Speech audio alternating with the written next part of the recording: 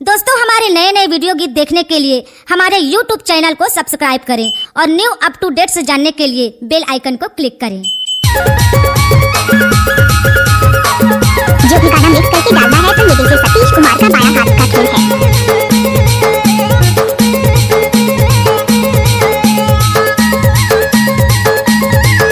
नाच ना वो मोला मोला मोला मोला मोला मोला मोला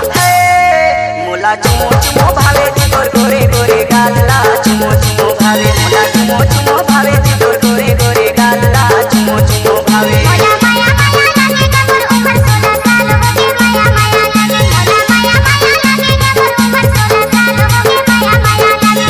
चुमो चुमो भावे चुमो चुमो भावे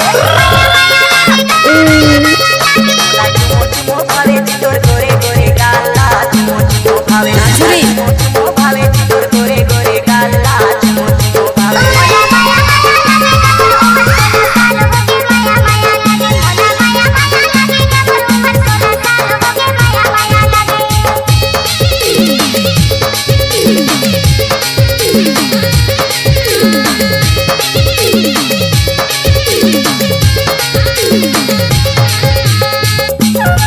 DJ Satish exclusive.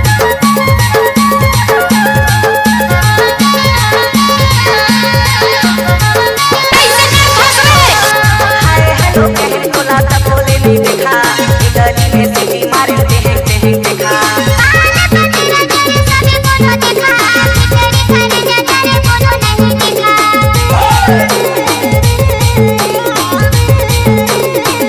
Hi hello कहन कोला त बोले नहीं देखा गली में सीटी मारे देख देखा देखा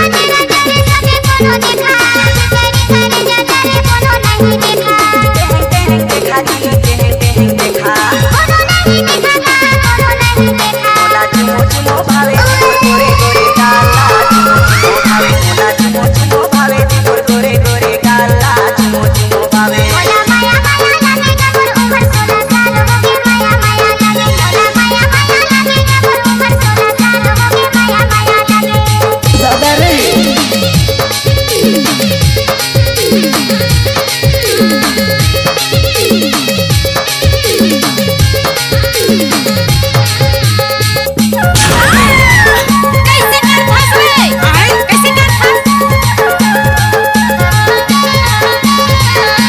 मोला भंडारे गोरी होठ के तोर लाली हिरनी कसरी ना तो चाल मतवाली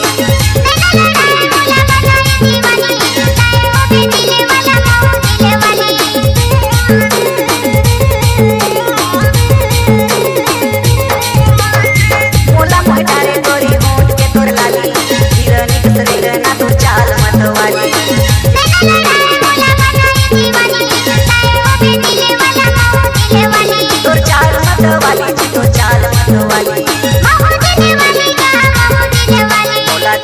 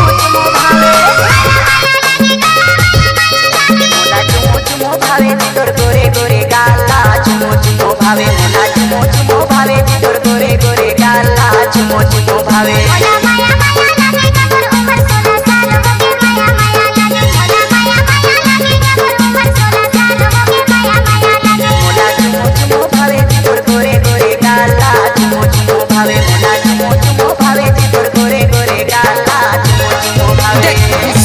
अरे नहीं मानो C-Log Digital Recording Studio, Cordoba. Contact number 9907119215.